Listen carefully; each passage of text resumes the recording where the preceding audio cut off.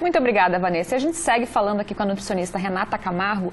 E eu já vou começar perguntando para a Renata, né, essas opções que a gente mostrou, você já tinha falado também, do xilitol, dos adoçantes, o açúcar demerara, o mascavo.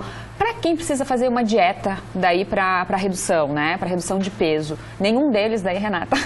Dos açúcares? De todas as opções, assim. Não, aí eu indicaria o xilitol. Aí é o xilitol. O xilitol ou o stevia. O problema do stevia é que realmente ele tem um sabor mais forte. Então as pessoas acabam... O xilitol é só em pó? Só no grãozinho ali, né? O xilitol em pó, é o grãozinho. E o stevia? O stevia em gota e tem ele também em pozinho. E tem alguns stevias que são os grãozinhos. Esse grãozinho, particularmente, ele não é tão forte. Porque o em gota, as pessoas comentam, né? Principalmente os clientes, eles reclamam bastante que ele tem um gosto mais forte. Então não é tão interessante. Uma dica que eu dou, que hoje você encontra nas agropecuárias, é a plantinha stevia. Olha só. E utilizar a plantinha. Por exemplo, para adoçar o café. Para quem não consegue ficar sem o docinho do café. Colocar uma folhinha dentro. Mas natural, plantada mesmo? É natural. Olha só, a legal. plantinha, se você experimentar a folhinha, ela é bem docinha. E ela não tem aquele sabor forte do Olha, nunca tinha ouvido falar. Adoçante industrializado. É um arbustinho pequeno. Sim, é uma plantinha. Como se fosse um temperinho desse que a gente tem em casa. As folhinhas são parecidas com folhinhas de hortelã, mais pequenininhas. Mas se colocar no café, adoça? Adoça. Olha, vou fazer a experiência. Fazer suco, chá. Então é bem interessante, ao invés de estar utilizando o industrializado, usar o natural. Pois é, quanto mais natural, melhor. Tem várias perguntinhas aqui, se você quiser continuar participando, ainda dá um tempinho, mas vou respondendo aqui, as pessoas já mandaram. Boa tarde, me chama Ana Paula. Ana Paula, obrigada pela audiência, pela participação. Não uso açúcar há mais ou menos 2 anos. Quando preciso, utilizo o eritritol. Eritrodiol. Alguma coisa assim. Isso, falta alguma palavra aqui. Ela está perguntando se está correto. Ana Paula, obrigada pela participação. Está sim. Ele é um adoçante que não é tão conhecido, mas ele é bom também. Ele se enquadra nos adoçantes que são considerados sem tanto conservante, né? Sem adição de tanto conservante. Certo. Boa tarde, sou a Janete de Xanxerê. O pessoal de Xanxerê participando hoje. Xanxerê, Xaxim. A Janete, ela fala em relação ao câncer. O açúcar tem efeitos negativos? Faz o tratamento, recomendaram diminuir o consumo de açúcar, pois teria uma resposta melhor ao tratamento. Isso é verdade? Ela quer saber. Então, na realidade, não existe nenhum estudo que comprove isso, que fale a respeito sobre o consumo do açúcar em relação ao câncer. Mas como o açúcar, ele acaba interagindo com os nossos hormônios, acredito que possa ter relação, sim, mas isso quem vai te dizer é o teu médico, né? Então, o melhor de tudo é estar conversando com o médico.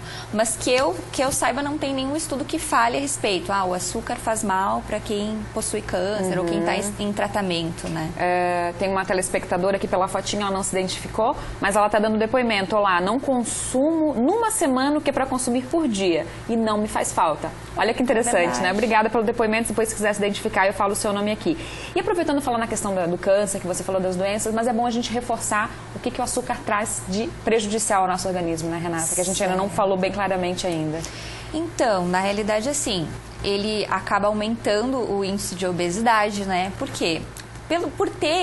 Por ser de alto índice glicêmico, então, o que é o alto índice glicêmico?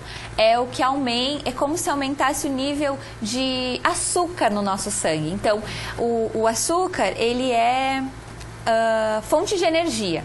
Então, quando você consome açúcar em excesso, por exemplo, no cafezinho, vamos dar o exemplo do cafezinho, que é uma coisa que todo mundo consome. Pensando na sua empresa, que você toma um cafezinho de meia em meia hora ou de uma em uma hora. Pensa a quantidade de açúcar que você consumiu ao longo do dia desse cafezinho. E é uma energia concentrada que você está consumindo.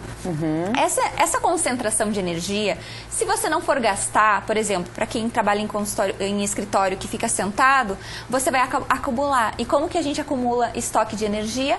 Na parte em relação à gordurinha localizada. Então, aquela gordurinha localizada que no futuro pode acabar provocando problemas de saúde mesmo, né? aumento de triglicerídeos, o próprio diabetes, que é uma das causas mais comuns pelo consumo excessivo de açúcar. Você falou das substituições, a gente tentar, né? Eu vou dar um depoimento, não tá certo o que eu tô fazendo, talvez. Mas é uma coisa bem interessante, assim. Aqui na TV todo mundo traz um docinho, um biscoitinho ou um chocolatinho. E aí o que eu faço? Eu vou consumir esse docinho junto com um cafezinho. E aí não adoço o café. Pelo menos uma colherinha de açúcar eu evitei por dia. Tá bom ou não? Tá bom, já é uma forma de equilibrar, né? É, mas eu tenho deixado... Assim, açúcar realmente no café eu tenho deixado totalmente. E foi assim, foi indo aos pouquinhos, demorei bastante. É um depoimento meu também. E você não percebe, Fábio, que o café ficou mais saboroso? Sim, depois que tirou? Sim. Sabe o que eu fazia no começo também? Se o café era muito forte, eu botava um pouquinho de água. Porque o café mais fraco pede menos açúcar. Exatamente.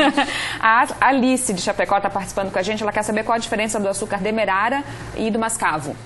Demerara. Então, na realidade, assim, os dois são da mesma fonte, porque todo o açúcar vem da cana-de-açúcar, né? A diferença é que ele é menos processado. Então, por exemplo, o mascavo, ele é menos processado. É mais natural. É mais natural. Ele é mais próximo do natural. E o demerara, ele é bom também. Ele só passa por uma extração, mas ele fica no meio termo. Entre o açúcar branco e o mascavo. Uma telespectadora aqui também, não fala o nome, mas ela pergunta qual o melhor açúcar para bebês de 1 ano. Ah, não indicaria açúcar. Esse assunto a gente tem que falar outro dia, né? Só sobre alimentação infantil, mas exatamente. Continua a tua resposta, me perdoa te interromper. Então, eu não indicaria o consumo de açúcar até essa criança ir para a escola e começar a ter contato com coleguinhas, que aí ela vai acabar pedindo, mãe, quero provar. Porque não existe a necessidade da gente incluir açúcar e nem sal na alimentação de crianças, no momento de complementar a alimentação. Então, deixa para ela consumir o açúcar da fruta, que seria as frutinhas naturais, né? Eu depois nem senti falta, Exatamente. né? Renata, o pessoal bastante no Facebook está nos perguntando sobre o açúcar de coco, né? Que é meio da moda aí. É bom, é ruim? Então, ele é bem bom. Na verdade, o coco, ele é antioxidante, então utilizar o açúcar de coco é bem interessante para... Eu indico mais nas preparações, para fazer um bolinho funcional, alguma coisa assim, porque em alguns alimentos ele tem um gosto mais forte, Fica mais né? forte, Mas para quem gosta, colocar no café, não tem problema não. Tá certo. Renata, muito obrigada por ter vindo. Eu que agradeço. Tá? O pessoal, obrigada pela participação de todo mundo aí. Tem bastante perguntinhas aqui ainda. Daqui a pouco eu passo pra Renata se ela quiser responder. E não esquece de seguir a gente lá no nosso Instagram, Ver Mais Oeste SC. Vou postar a foto da nossa telespectadora de Xaxim lá e a minha foto com a Renata aqui também. Obrigada pela audiência, um beijo, até amanhã. Tchau, tchau.